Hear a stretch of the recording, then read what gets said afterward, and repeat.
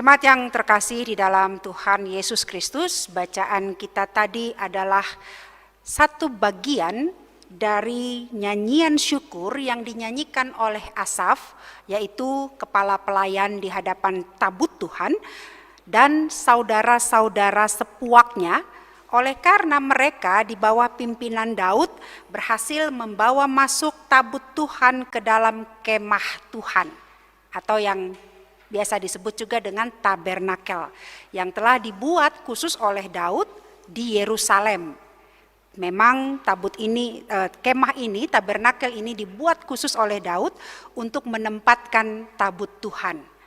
Dan dengan hadirnya tabut Tuhan di dalam kemah pertemuan itu menandakan Tuhan hadir. Tabut yang hadir dalam kemah menjadi simbol Allah hadir di tengah-tengah umat.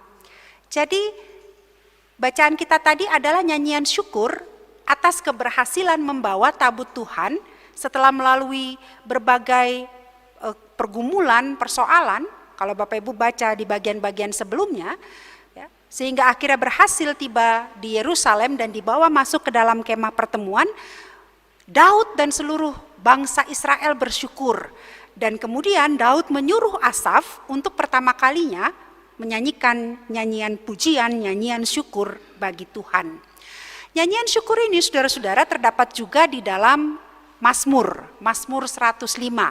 Kalau bacaan kita ayat 7 sampai 13 di 1 Tawarikh 16, maka di Mazmur 105 dia terdapat pada ayat 1 sampai dengan 6. Silahkan Bapak Ibu buka kalau mau dilihat, mau dibaca atau dibandingkan. Tidak terlalu berbeda jauh. Kurang lebih mirip, lebih banyak samanya daripada tidak samanya.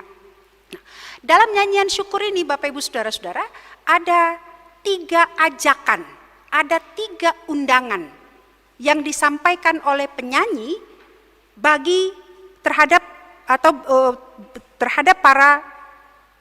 terhadap semua orang Israel yang hadir dalam syukur tersebut.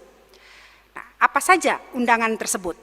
Yang pertama, kalau kita baca di ayat yang ke-8 sampai ke-10, bersyukurlah kepada Tuhan, panggillah namanya, perkenalkanlah perbuatannya di antara bangsa-bangsa, bernyanyilah baginya dan bermazmurlah baginya, percakapkanlah segala perbuatannya yang ajaib, bermegahlah di dalam namanya yang kudus, biarlah bersuka hati orang-orang yang mencari Tuhan. Ajakan pertama di sini adalah supaya umat memuji Tuhan, supaya umat bersyukur. Dalam syukur itu umat memuji Tuhan. Nah, perhatikan Bapak Ibu Saudara-saudara, apa yang dilakukan dalam memuji Tuhan itu. Ketika nyanyian ini berkata, bersyukurlah kepada Tuhan, panggillah namanya, perkenalkanlah perbuatannya. Jadi bersyukur atau memuji Tuhan itu, yang terkandung di dalam unsur memuji Tuhan itu pertama-tama adalah perkenalkan. Memperkenalkan perbuatan-perbuatan Tuhan di antara bangsa-bangsa. Memuji berarti memperkenalkan perbuatan Tuhan. Lalu yang kedua, memuji Tuhan juga berarti di ayat 9, percakapkanlah segala perbuatan yang ajaib. Jadi memuji itu berarti memperkenalkan, dan yang kedua kemudian adalah mempercakapkan. Lalu ayat 10 bilang bermegahlah. Jadi 3 hal yang terkandung dalam puji-pujian, dalam satu tindakan orang Israel, tindakan orang percaya memuji Tuhan. Memperkenalkan, mempercakapkan, dan bermegah. Lalu undangan yang kedua di ayat yang ke-11.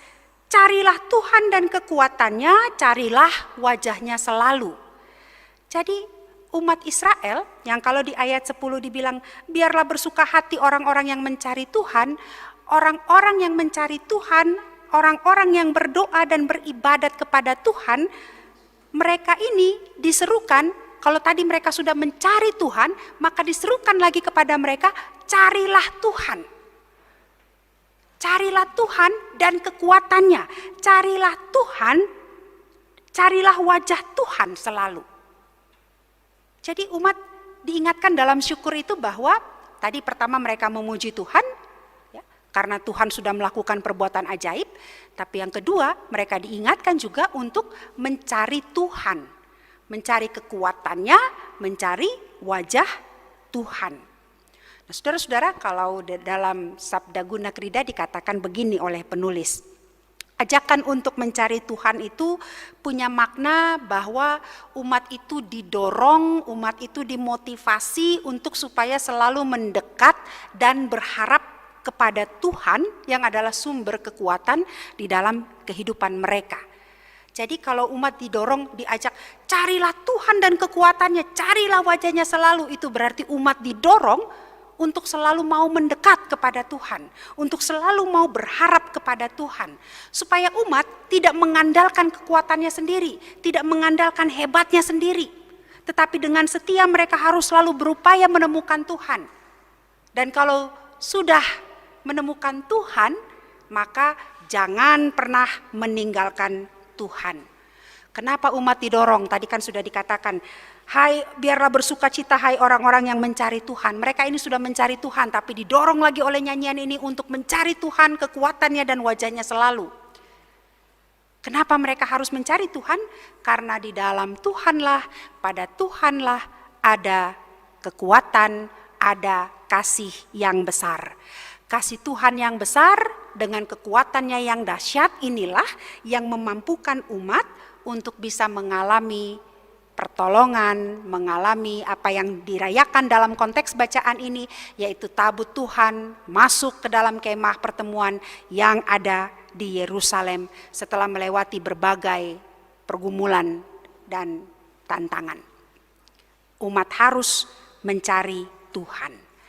Dan yang ketiga, penyanyi-nyanyian ini mengajak umat Israel untuk mengingat Tuhan, mengingat perbuatan-perbuatan ajaib yang telah Tuhan lakukan. Jadi umat bukan hanya diingatkan, didorong untuk selalu mencari Tuhan, tapi juga diajak dan diingatkan untuk terus mengingat perbuatan-perbuatan Tuhan yang ajaib. Nah, apa artinya mengingat? Mengingat itu artinya merenungkan berulang-ulang sampai mengerti maksud dari perbuatan-perbuatan yang ajaib yang Tuhan lakukan itu.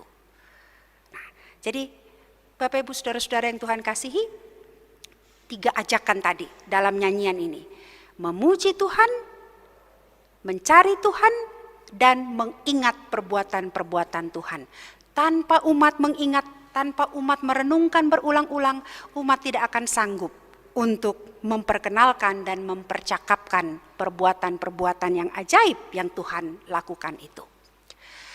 Ibu bapak, saudara-saudari yang Tuhan Yesus kasihi, juga anak-anak yang Tuhan berkati, kalau dulu Daud dan seluruh umat Israel menyanyikan nyanyian pujian dan syukur kepada Tuhan karena mereka telah mengalami bagaimana Tuhan dengan tangannya yang ajaib telah berbuat sesuatu bagi mereka, khususnya menghantar mereka, menyertai mereka dalam perjalanan mengangkat tabut Tuhan sehingga boleh tiba di Yerusalem dan diletakkan di tengah-tengah kemah pertemuan. Maka bagaimana dengan kita sekarang? Apakah perbuatan-perbuatan yang ajaib, yang menyelamatkan, yang menolong masih Tuhan lakukan buat kita? Masih adakah perbuatan-perbuatan ajaib itu? Ya, itu jawabannya. Perbuatan Tuhan yang ajaib masih terus berlangsung sampai saat ini. Karenanya kita juga dipanggil untuk bersyukur dan memuji Tuhan. Perbuatan yang ajaib yang Tuhan lakukan bagi kita itu banyak. Saudara-saudara, kalau Bapak Ibu Saudara memperhatikan, tadi lilin itu dinyalakan sudah 4. Berarti kita sekarang telah berada di minggu Advent yang terakhir. Berarti ini sudah tanggal 25 hari lagi kita akan merayakan peristiwa Natal. Peristiwa Natal, saudara-saudara, bukankah itu perbuatan Tuhan yang ajaib? Itu sangat ajaib. Karena apa? Karena Allah mengaruniakan anaknya yang tunggal, satu-satunya sangat dikasihinya, supaya manusia dan seisi dunia ini yang harusnya terus ada dalam belenggu dosa, terus ada dalam maut, jadi punya pengharapan untuk mengalami kehidupan yang kekal. Itu perbuatan yang ajaib dari Tuhan. Kalau Pendeta Andar Ismail katakan dalam salah satu renungan buku renungan Natalnya, beliau katakan peristiwa Natal itu adalah peristiwa Allah turun tangan. Ya. Kalau sudah turun tangan berarti beres, begitu. Allah turun tangan. Allah turun tangan sendiri, Allah langsung turun ke dalam dunia ini untuk menyelamatkan manusia dari dosa. Itu perbuatan yang ajaib yang kita masih terus alami sampai saat ini dan masih terus kita rayakan. Bahkan sampai saat ini perbuatan-perbuatan yang secara nyata pun yang Tuhan lakukan masih kita alami di berbagai macam kasus kehidupan kita. Dan karena itu saudara-saudara, hari ini pun kita diingatkan, kita diajak untuk juga selalu bersyukur kepada Tuhan. Sama seperti 3 hal yang diundang melalui nyanyian yang dinyanyikan oleh Asaf tadi. Kita juga diajak untuk bersyukur melalui 3 cara ini. Pertama, kita bersyukur kepada Tuhan dengan cara kita memuji Tuhan. Bagaimana cara memuji Tuhan? Kalau tema hari ini bilang doa dan nyanyian hidup, maka orang Kristen itu yang namanya kalau bilang memuji Tuhan, gak pernah lepas dari yang namanya nyanyi. Nyanyi itu ada sebuah moto bilang doa adalah nafas kehidupan orang percaya. Tetapi ternyata bukan cuma doa. Nyanyian itu juga harus menjadi nafas hidup orang percaya. Mana ada gereja yang gak ada nyanyinya? Ada enggak? Setiap kali kalau saya diminta untuk pimpin doa saja misalnya, Bu, saya mau ada ibadah, mau ada sedikit syukur, tapi nggak usah ibadah, singkat saja, maka pasti biar cuma satu ada nyanyinya, gitu.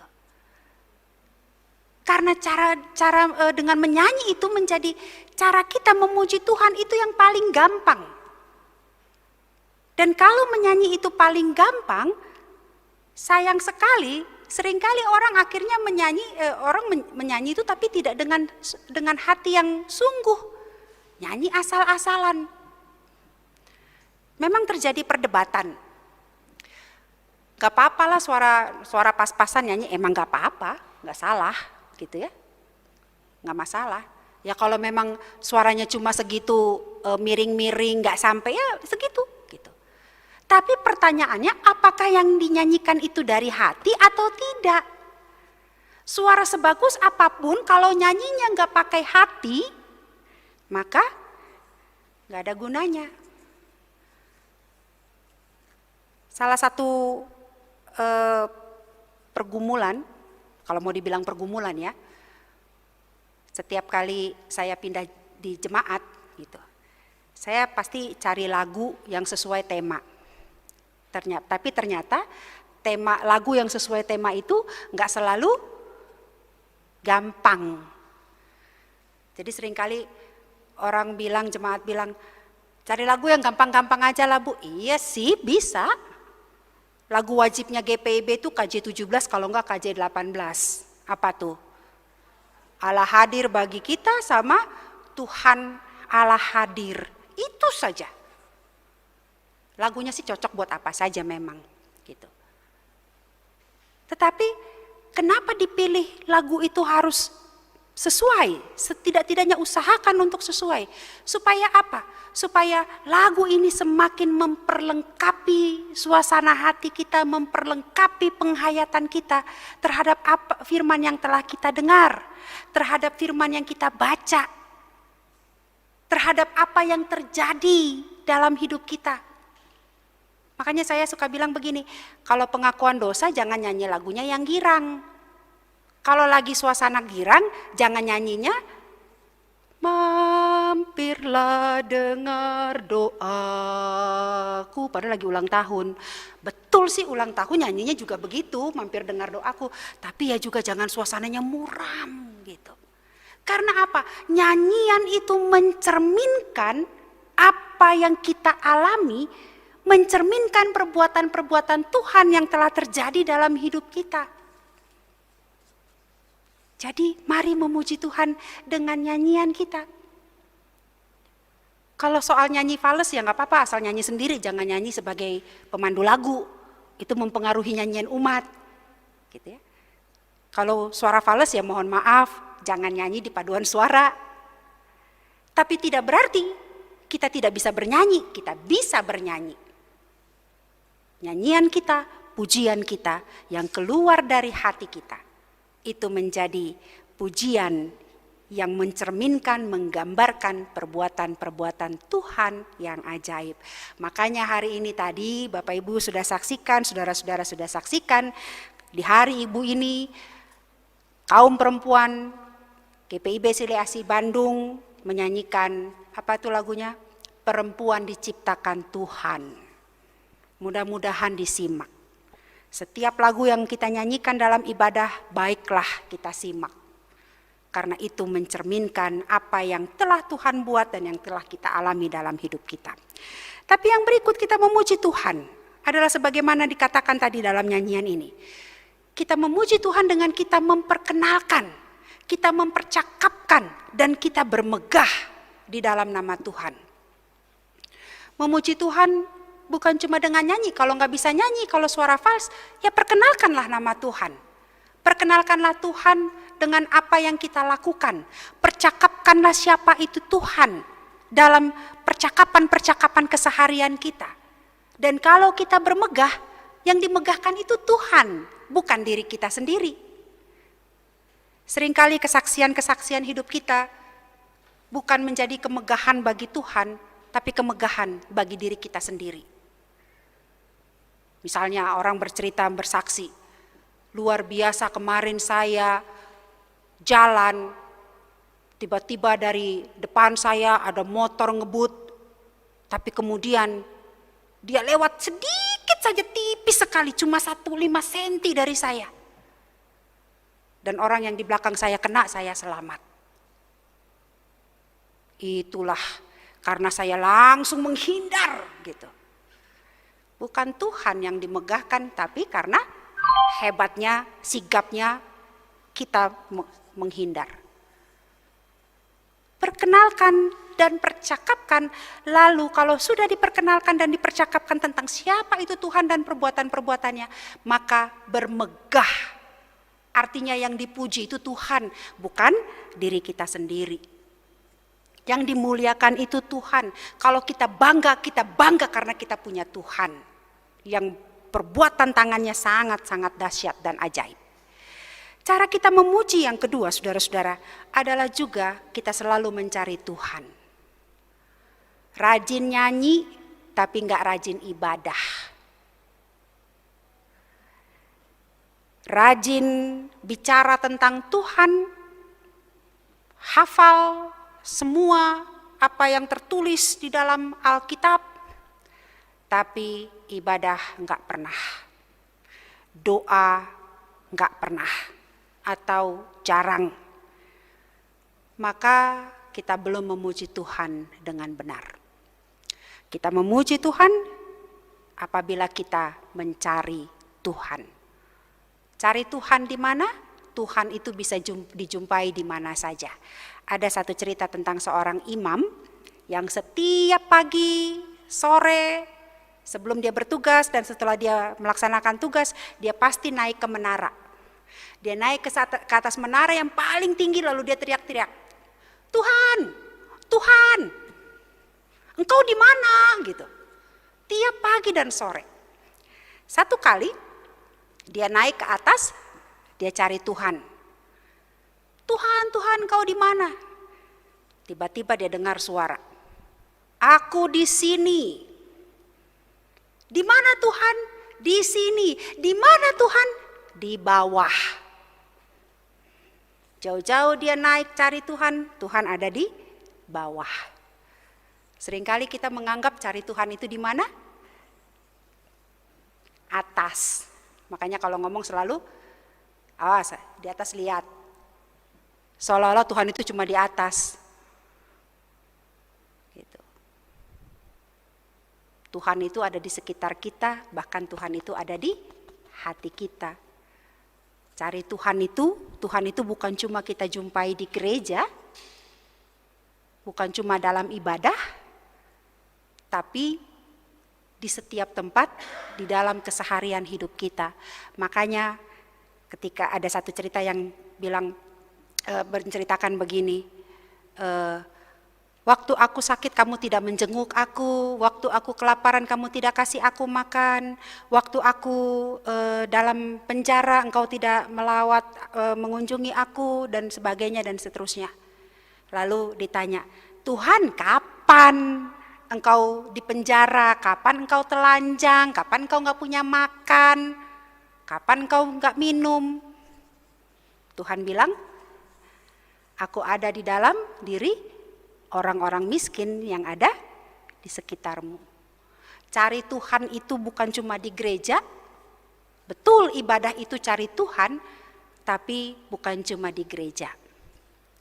Bukan cuma dalam ibadah. Tuhan dijumpai dalam ibadah itu secara formal, secara seremonial. Tapi Tuhan hadir dalam setiap kehidupan kita.